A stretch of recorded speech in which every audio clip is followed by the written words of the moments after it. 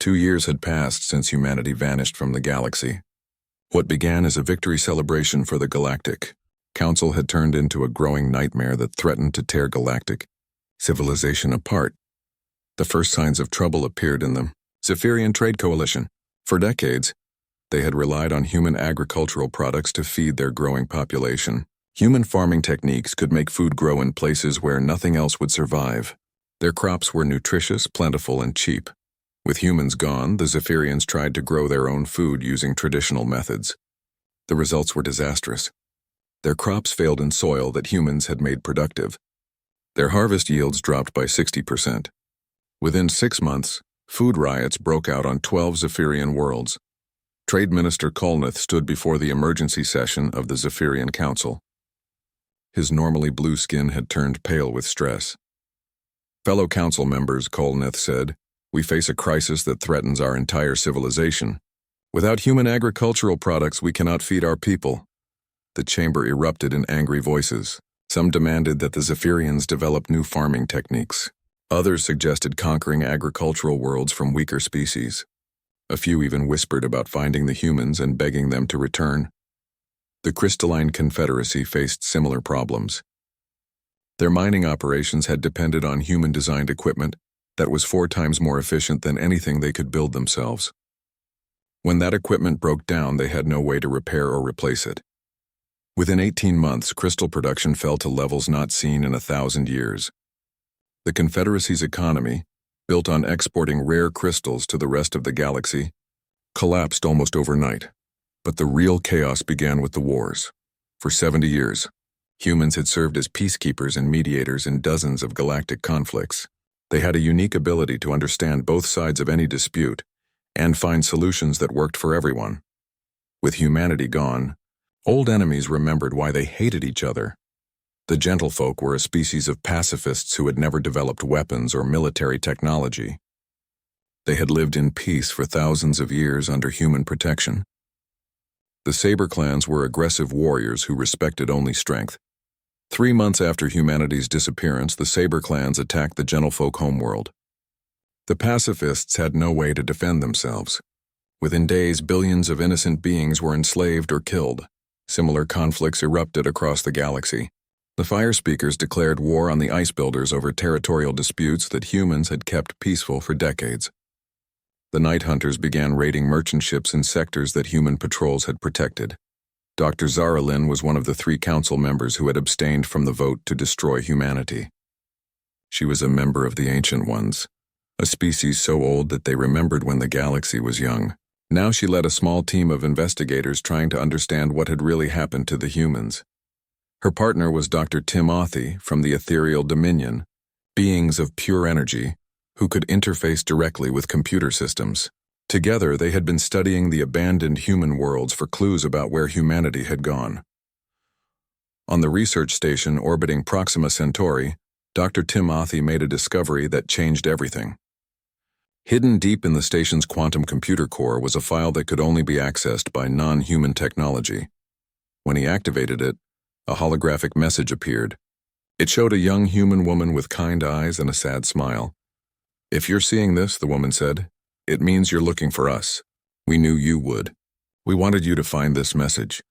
Dr. Zaralyn and Dr. Timothy watched in stunned silence as the message continued. "We know you're wondering where we went. We know you're questioning whether you made the right choice. The galaxy is bigger than you think, and there are places where even your best sensors cannot reach."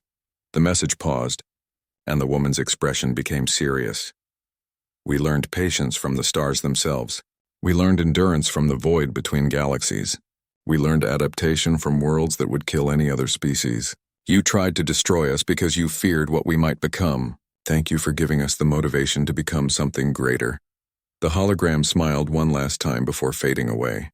But the message left behind contained technical data that made Dr. Zaralyn's ancient heart race with fear. The humans had not just hidden in unknown star systems. They had gone to places that the Galactic Council didn't even know existed. The data showed energy signatures from the galactic rim, areas that had never been explored because they were considered too dangerous or too far away. More disturbing were the construction signatures. Massive engineering projects were taking place in the void between galaxies. in regions of space that should have been completely empty. When Dr. Zara Lynn reported her findings to the Council, the response was immediate panic. Long-range investigation fleets were dispatched to the coordinates provided in the human message. Every fleet found the same thing: empty space. But the sensor readings told a different story. Massive structures had been built in those locations.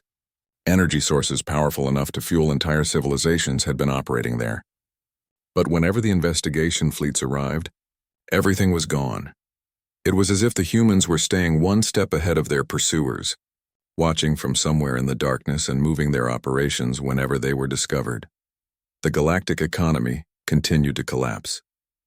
Species that had grown dependent on human technology found themselves unable to maintain their own civilizations. Trade routes failed as the efficient human merchant fleet was no longer available to transport goods between distant worlds. The Scientific Union published a report that sent shockwaves through every government in the galaxy. Dr. Mulcaster, their chief economist, presented data that painted a terrifying picture. Human economic activity represented 12% of the total galactic economy, Dr. Mulcaster explained.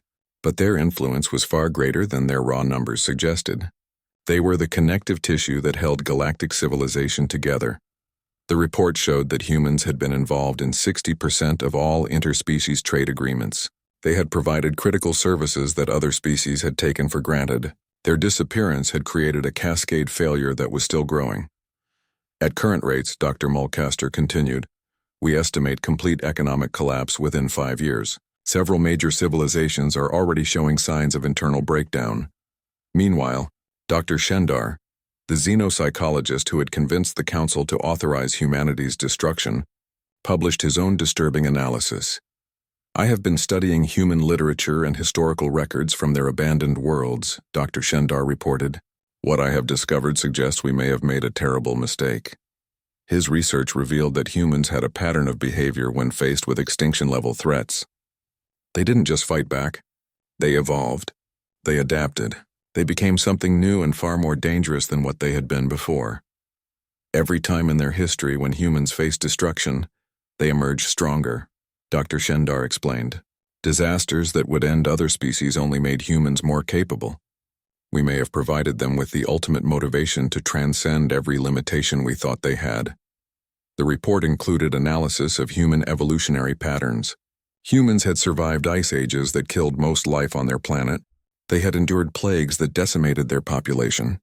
They had overcome natural disasters that would have destroyed other civilizations. Each time they had not just survived, they had become better at surviving. We tried to eliminate them because we feared their potential, Dr. Shendar concluded. By doing so, we may have guaranteed that they would reach that potential far sooner than they otherwise would have. As the third year of humanity's absence began, the Galactic Council faced a choice that would determine the future of civilization itself. They could continue searching for the humans, possibly provoking them into open warfare, or they could admit their mistake and hope that humanity would show mercy when they eventually returned.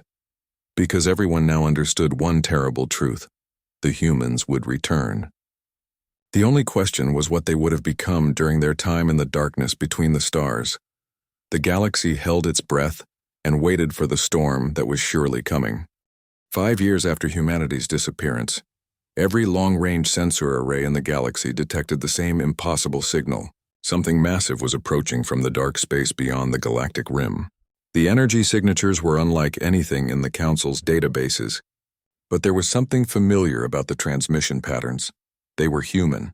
On Nexus Prime, emergency sessions of the Galactic Council convened around the clock. Council Speaker Zeth Kalar stood before the assembled representatives, his forearms trembling with fear. Fellow council members, he announced, humanity has returned. The vast chamber erupted in panic. Some species demanded immediate military action. Others called for surrender. A few suggested fleeing to distant galaxies before the humans arrived. The debate was cut short when every communication system in the chamber activated simultaneously. A holographic projection appeared in the center of the hall, showing the bridge of a human starship. The man standing at the center of the projection looked human, but something was different about him. His eyes held a depth that seemed to reflect the vastness of space itself. When he spoke, his voice carried the authority of someone who had stared into the void and emerged victorious. "I am Captain Noah Blake of the Starship Retribution," he said calmly. "I bring greetings from humanity to the Galactic Council." Admiral Cretan, who had spent 5 years searching for any trace of human civilization, pushed forward to respond. "Human, you will surrender immediately. Your species has been declared a threat to galactic peace." Noah Blake smiled, and the expression was somehow more terrifying than any threat could have been. "Admiral, we received your message 5 years ago. We heard every word of your debates. We watched your fleet search our empty worlds. We know exactly what you think of us." The projection shifted to show the space around the human ship. What the Council saw made their worst nightmares real. The human fleet stretched beyond the horizon of the view screen. Thousands of ships, each one larger and more advanced than anything in the galactic databases.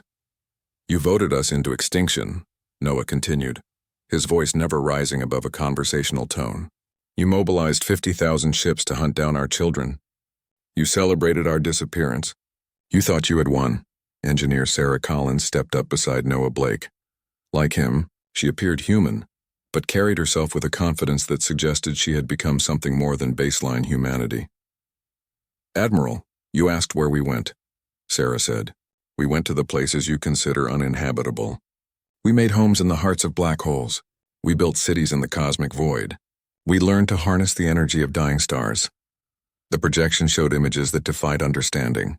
Human colonies existed inside the event horizons of black holes, somehow using the massive gravitational forces as power sources. Cities floated in the empty space between galaxies, their inhabitants walking freely in vacuum without protection. Most impossibly, the images showed humans who had clearly evolved beyond their original biology. Some had skin that glowed with inner starlight. Others seemed to phase in and out of normal space as if existing in multiple dimensions simultaneously. "We didn't just survive your attempt at genocide," Sarah explained. "We used it as motivation to transcend every limitation you thought we had." Dr. Shendar, the xenopsychologist who had helped convince the Council to authorize humanity's destruction, rose from his seat with trembling limbs. "What have you become?" he whispered. Noah Blake's smile widened. "We became what we always had the potential to be, Doctor. We became the children of the universe itself." The projection showed more impossible scenes. Humans working alongside sentient energy beings from dimensions beyond normal space. Human children playing with matter and energy as if they were toys. Entire human populations that seemed to exist outside the normal flow of time. "You feared us because we adapt," Noah said. "Because we survive in conditions that kill other species. Because we thrive where others would despair. So we decided to embrace those qualities completely." Admiral Cretan's military mind struggled to process what he was seeing. "This is impossible. No species can evolve this quickly." "You're thinking too small, Admiral," Sarah replied. "Evolution isn't just biological. When you face extinction, you learn to transcend the limitations of flesh and matter. You learn to become something that cannot be destroyed by conventional means." The human fleet had spread throughout the galaxy while the Council debated, but they were not taking military positions or threatening anyone. Instead, they were claiming worlds that other species had abandoned as worthless. Planets with atmospheres too poisonous for normal life became thriving human colonies. Moons orbiting unstable stars that no one else would approach became centers of human civilization. Asteroids floating in radiation fields that would kill most. Species became mining operations that produced materials beyond galactic science. The most shocking discovery came when human ships arrived at dying stars throughout the galaxy. Instead of fleeing from the cosmic disasters, the humans somehow stabilized the stars and began harvesting their energy output. "How?" Dr. Zara Lynn asked from her position in the Council chamber. "How is any of this possible?" Noah Blake's expression became gentle, almost paternal. "Dr. Zara Lynn, you were one of the few who abstained from the vote against us. We remember our friends." The projection shifted to show human engineers working on stellar engineering projects that should have been impossible. They were not just harvesting the energy of stars. They were healing dying suns and creating new ones from cosmic dust. "We learned that when you're threatened with extinction, you stop thinking about what's possible and start thinking about what's necessary," Noah explained. "We needed to survive in places where survival was impossible. So we became the kind of beings who could make the impossible merely difficult." The final revelation came when the projection showed human children born in the void between galaxies. These new humans could exist in pure vacuum, communicate across interstellar distances without technology, and manipulate matter and energy with their minds. One child, who appeared to be about 10 years old, waved cheerfully at the council chamber while casually holding what looked like a miniature galaxy in her hands. "Our children will never know the fear of extinction," Sarah Collins said. "They were born among the stars themselves. The universe is their playground." Council Speaker Zeth Kalar finally found his voice. "What do you want from us?" Noah Blake's answer was not what anyone expected. "Nothing," he said simply. "You wanted us gone. We're gone. We found homes and places you'll never think to look. We've become something you'll never understand. Your approval or disapproval no longer matters to us." The human fleet began trading with individual species, offering solutions to problems the Council couldn't solve. They provided aid during natural disasters, shared advanced technologies freely, and gradually made the entire concept of galactic government irrelevant. "You tried to eliminate us because you feared what we might become," Noah said as the transmission began to fade. "Instead, you gave us the motivation to become something far beyond your worst nightmares or your greatest dreams." The projection showed one final image: the human, homeworld Earth, now somehow existing simultaneously in normal space and in dimensions beyond galactic understanding. The planet itself had become something transcendent, a nexus point between realities. "The humans didn't disappear quietly," Noah Blake concluded. "We were simply giving you time to realize that the game had already changed forever." The transmission ended, leaving the Galactic Council in stunned silence. Dr. Shendar slowly stood up and walked to the center of the chamber. His energy form flickered with what might have been despair or awe. "Fellow council members," he said in a voice that carried across thousands of years of accumulated wisdom, "we tried to eliminate them because we feared what they might become. In doing so, we guaranteed they would become something far beyond anything we could imagine." He looked around at the representatives of 1,200 species, beings who had thought themselves the masters of the galaxy. "The humans haven't conquered us," Dr. Shendar continued. "They've made us obsolete. They've transcended the limitations that define every other species in this galaxy. They've become the children of the universe itself." Outside the council chambers, human ships continued their work. They tended dying stars like gardeners caring for flowers. They built impossible cities in the void between galaxies. They played with the fundamental forces of reality as if they were children's toys. And in the depths of space, where no sensors could detect them, human civilization continued to grow and evolve into something that would have been called divine by the species that had tried to destroy them. The galaxy would never be the same. Humanity had returned not as conquerors but as gods. Admiral Jake Morrison sat in the cold metal chair and watched the aliens argue about humanity's future. The Great Hall of the Galactic Council stretched out before him like a massive theater. Hundreds of different species filled the curved rows of seats, their voices creating a strange mix of sounds that the translation devices barely managed to turn into words he could understand. The Zephyrians looked like tall, thin trees with too many arms. Their leader, Councillor Vexithera, stood at the speaking platform and waved those arms around as he talked. His voice came through Morrison's earpiece as a cold, mechanical sound. "The human expansion must be stopped," Vexithera said. "These creatures are too aggressive, too quick to violence. They have already claimed 23 star systems in less than 50 years. If we allow them to continue, they will upset the balance that has kept our galaxy peaceful for thousands of years." Morrison felt his hands tighten into fists. Behind him, Dr. Lisa Grant leaned forward and whispered, "Jake, remember what we talked about. Stay calm." Lisa was right, but it was getting harder each day. For 47 years, humans had been members of the Galactic Council. They had followed every rule, paid every tax, and sent their young people to fight in council wars. Human scientists had shared their discoveries freely. Human engineers had built stations and ships for other species. Human soldiers had died protecting alien worlds. And still they were treated like children who couldn't be trusted with important decisions. The Crystalline Collective's representative spoke next. The creature looked like a walking pile of purple glass, and its voice sounded like wind chimes in a storm. "We agree with our Zephyrian friends," it said. "Humans reproduce too quickly and spread too fast. The Outer Rim territories should remain neutral zones." Morrison stood up slowly. The rules said he could speak even if he couldn't vote. "Council members," he began, his voice carrying clearly through the hall. Humanity has contributed more to galactic defense in the past decade than any other 3 species combined. Our medical advances have saved millions of lives across 40 different worlds. Our agricultural technology has ended famines on 17 planets. Irrelevant, Vexithera interrupted. Contribution does not equal wisdom.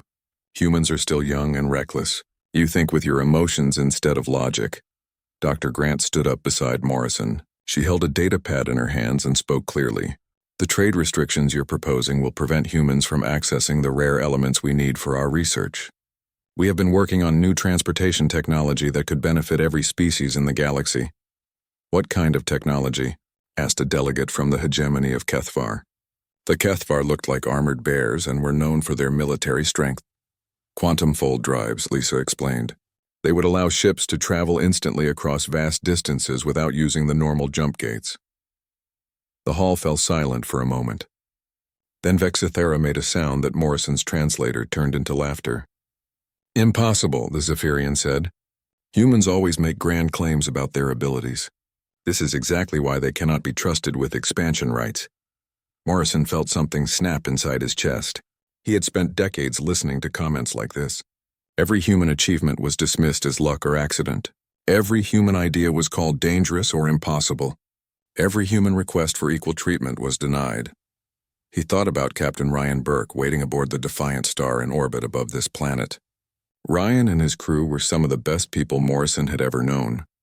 They deserved better than this. He thought about Senator Claire Brooks back on Earth, trying to keep the human colonies united while the Council made it harder every year to govern their own people.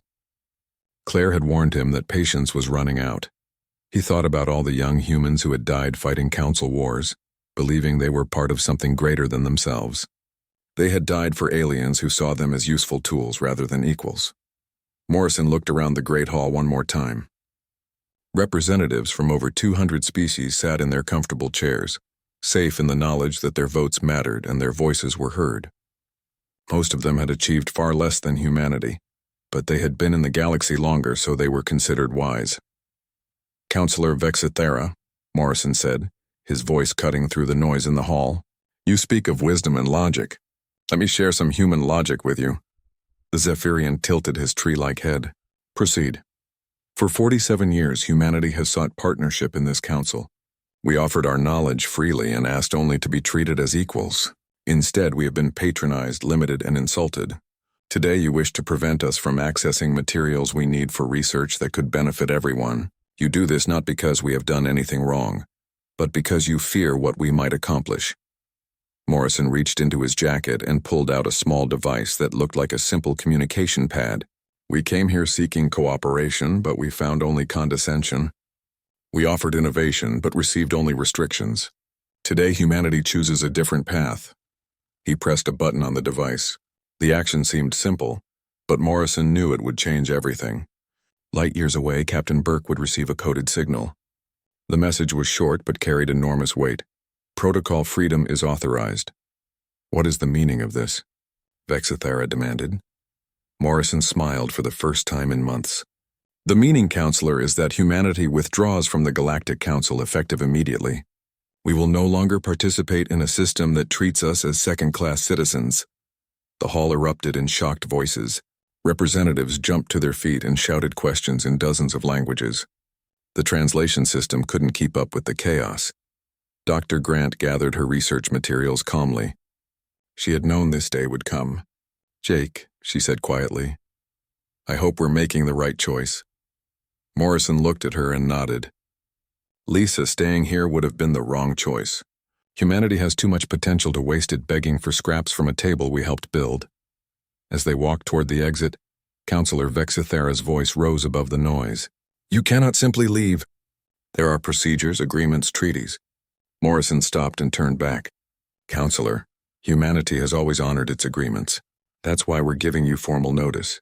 As of today, all human participation in Council activities ends. All human facilities in Council space will be evacuated. All shared technologies will be withdrawn. You're making a terrible mistake, Vexithera said. The galaxy is dangerous for species that stand alone. Then it's fortunate, Morrison replied, that humanity won't be standing alone. As they left the Great Hall, Lisa whispered, "What did you mean by that last part?" Morrison's smile grew wider. "You'll see, Lisa, you'll see." Captain Ryan Burke stood on the bridge of the Defiant Star and watched his communications screen light up with urgent messages. The coded signal from Admiral Morrison had arrived exactly as planned, and now Burke had to put 3 years of secret preparation into action. "All stations, this is Captain Burke," he announced to his crew.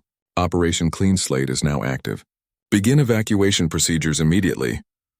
Around him, his officers moved with practiced efficiency. They had trained for this moment, but none of them had quite believed it would actually happen. Lieutenant Kate Fisher, his communications officer, was already sending encrypted messages to every human ship and station in Council space. "Sir," she reported, "all human vessels are acknowledging the order. Estimated time for complete evacuation is 18 hours. Burke nodded. 18 hours to remove every trace of human presence from Council territory. It sounded impossible, but humans had always been good at doing impossible things. Commander Tony Walsh appeared on the main screen from his ship 3 systems away. Tony ran human intelligence operations, which meant he knew secrets that even Burke wasn't supposed to know about. His face looked grim but determined. "Ryan," Tony said, "the demolition charges are armed and ready. Every human facility from here to the outer rim is rigged to self-destruct after our people evacuate. The aliens won't get their hands on any of our technology." "What about the joint research stations?" Burke asked. "We've been working with Council scientists for decades." "That's the beautiful part," Tony replied with a cold smile.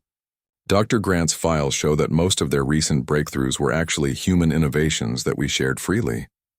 Without our people, their projects will collapse within days." Engineer Beth Carter's voice came through the intercom from the engine room. "Captain, I'm ready to activate the quantum inhibitor network. Once I flip this switch, faster-than-light travel and communication will be disrupted throughout Council space." Burke felt a moment of doubt. What they were about to do would cut off every Council world from each other. Trade would stop. Communication would fail. It was a powerful weapon, and using it felt like crossing a line. But then he remembered Admiral Morrison's words from their last private meeting.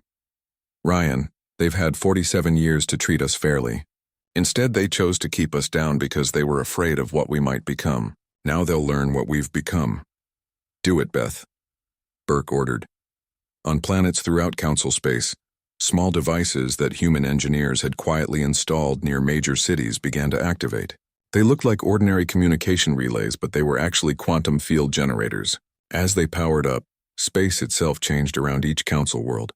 The first sign of trouble came when a Zephyrian trade ship tried to jump to hyperspace and simply couldn't. The ship's engines worked perfectly, but faster-than-light travel had become impossible. The same thing happened to ships near every Council world. On Proxima Station, Dr. Lisa Grant led the evacuation of the Joint Research Facility. Alien scientists watched in confusion as their human colleagues packed up equipment and deleted computer files. Dr. Grant called Professor Zethke, a crystalline researcher. "What is happening?" "We were supposed to complete the gravity manipulation project tomorrow." Lisa looked at the alien with genuine sadness. She had worked with Zethke for 5 years, and he was a brilliant scientist. But he was also naive about politics. "I'm sorry, Professor. Humanity is withdrawing from all Council projects." "But the research," Zethke protested. "We've made such progress. Have we?" Lisa asked gently. She pulled out a datapad and showed him the project files. "Look at the breakthrough dates, Professor. The gravity field equations, the particle acceleration formulas, the containment protocols. They were all developed by human scientists and shared with the team." Zethke's crystalline body flickered with colors that Lisa recognized as shock. But we contributed too." "Yes, you did," Lisa agreed. "You helped us refine the math and improve the safety systems. But the core discoveries were human innovations. Without our people, this project cannot continue." She handed him a data crystal. "This contains everything we can legally share under the old agreements.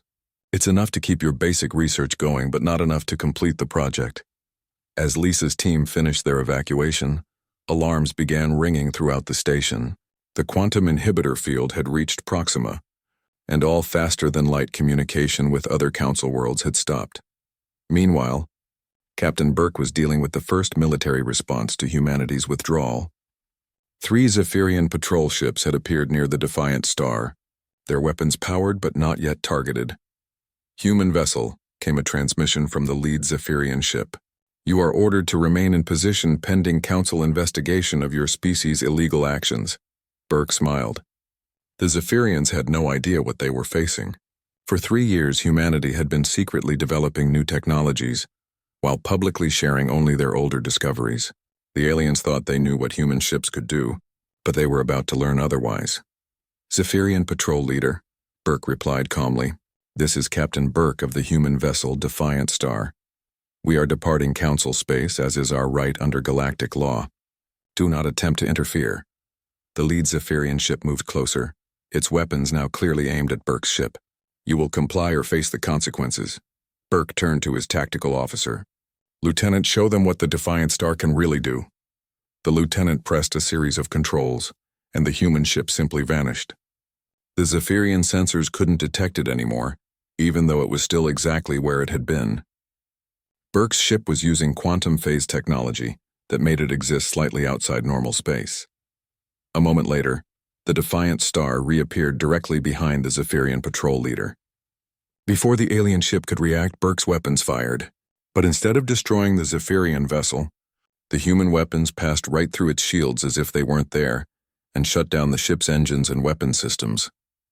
The other 2 Zephyrian ships tried to flee, but they discovered they couldn't jump to hyperspace. The quantum inhibitor field held them in normal space where the Defiant Star could easily catch them. "Zephyrian ships," Burke announced. "Your vessels are disabled but undamaged. Your crews are unharmed. This demonstration is a courtesy to show you that resistance is pointless. All human ships are now departing Council space. Do not follow us." General Kevin Stone's voice came through on a secure channel from Earth. "Ryan, the evacuation is proceeding faster than expected. We're ahead of schedule on every front." "Any problems, General?" Burke asked. "Just one," Stone replied. "Some of our people don't want to leave. They've made friends among the aliens and built lives in Council space." Burke understood. Many humans had spent decades in Council territory. They had alien colleagues, business partners, even romantic relationships. Leaving meant abandoning everything they had built. "What's the official policy?" he asked. "Anyone can stay if they choose," Stone said. "But they'll be staying as private citizens, not as representatives of humanity. And they won't have access to our new technologies." As the 18-hour evacuation period ended, the scale of humanity's preparation became clear. Every human facility in Council space had been abandoned and then destroyed by quantum charges that left no trace of advanced technology behind. Entire research stations simply vanished, taking their secrets with them. The quantum inhibitor network had cut off every major Council world from faster-than-light travel and communication. What had been a unified galactic government was now hundreds of isolated planets, unable to coordinate or even talk to each other. Admiral Morrison's final transmission to the Galactic Council was broadcast on every available frequency. "To our former colleagues in the Council, humanity withdraws not in anger, but in disappointment. We hoped for partnership and found only paternalism. We offered friendship and received only condescension. When you are ready to treat all sapient beings as equals rather than subjects, humanity will consider renewed contact. Until then, we will be building something better." Captain Burke set course for human space, leaving Council territory behind. As the Defiant Star jumped to hyperspace using its advanced quantum drive, he thought about Admiral Morrison's last words to him before the operation began. "Ryan," Morrison had said, "today we're not just leaving the Council. We're proving that there's a better way to organize galactic civilization, and we're not doing it alone." Burke still didn't know exactly what the Admiral meant by that last part, but he had a feeling he was about to find out. 6 months after humanity left the Galactic Council, Ambassador Kate Fisher stood on the observation deck of New Terra Station and watched ships from 7 different species dock at the massive facility. The station itself was a marvel of engineering that combined human innovation with alien artistry, floating in space like a crystal flower made of metal and light. Kate had been chosen as humanity's first ambassador to what they were calling the Independent Systems Coalition. The job was both exciting and terrifying. She was helping to build something that had never existed before, a galactic government based on cooperation instead of domination. Ambassador Fisher, came a voice behind her. She turned to see Captain Alex Turner, one of humanity's best first contact specialists. Alex had spent the last decade secretly meeting with species that the Galactic Council had ignored or rejected. "Alex," she said with a smile, "how are our new friends settling in?" "Better than expected," he replied, joining her at the observation window. "The Nexari delegation is fascinated by our quantum manufacturing systems. They're already talking about combining their crystalline growth technology with our molecular assemblers." Kate nodded. The Nexari were silicon-based life forms who looked like living gemstones. They had been trying to join the Galactic Council for over a century, but had been rejected because their technology was considered too different from standard galactic norms. "What about the Vorthak?" she asked. Alex grinned. "They love our combat simulations. Apparently, no species has ever created training programs that challenging before. General Mitchell has them running joint exercises with our Marines. The Vorthak were warrior engineers who resembled massive armored beetles. They had been dismissed by the Council as primitive brutes, but Alex had discovered they were actually sophisticated, military thinkers who valued honor and innovation equally. "Dr. Sam?" Parker's voice came through the station's communication system. "All delegation leaders to Conference Room Alpha. We're ready for the quantum fold drive demonstration."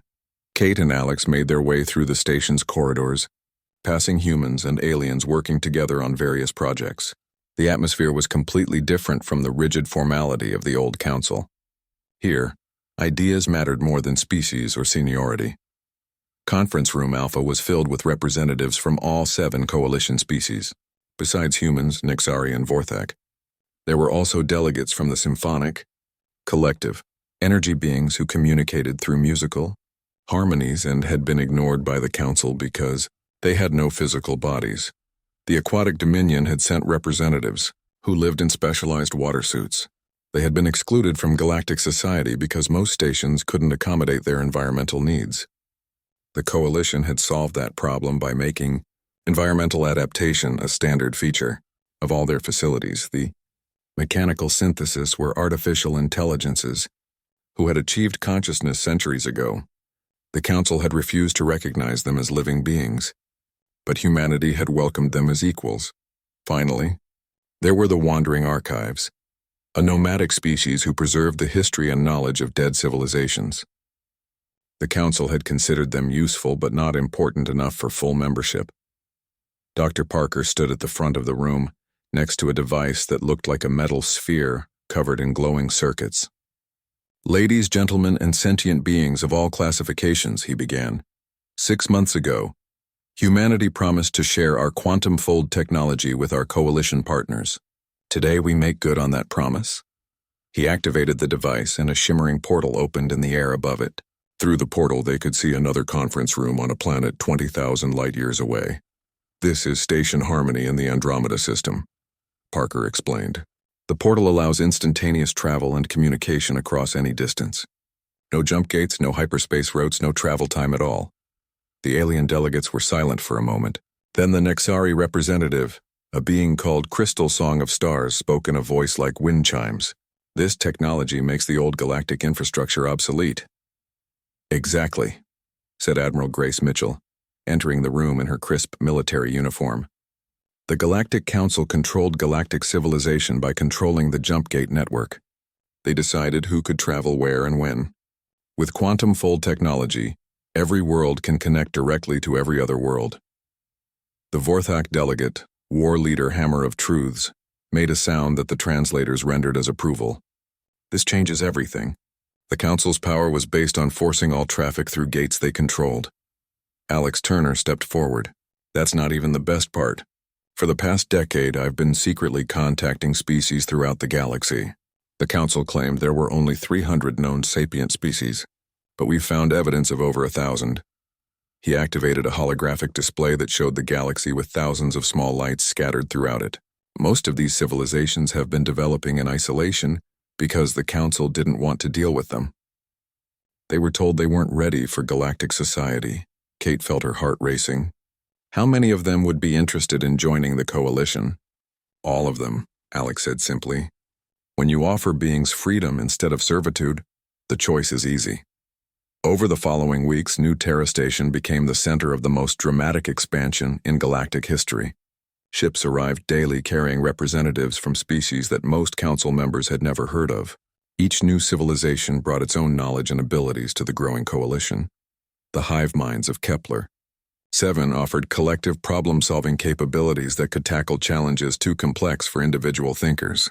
The shapeshifters of the void provided espionage and exploration skills that opened up previously impossible missions.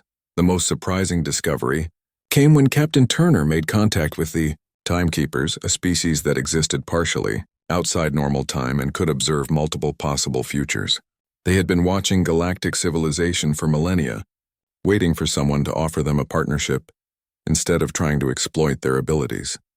The future was always uncertain, explained the Timekeeper delegate, a being that seemed to flicker between different ages. But now we see paths that lead to unprecedented prosperity and growth. The Coalition represents something new in galactic history.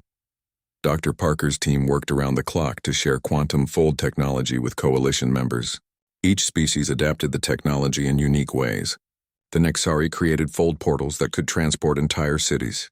The Vorthak built fold-capable weapons that could strike targets across the galaxy instantly.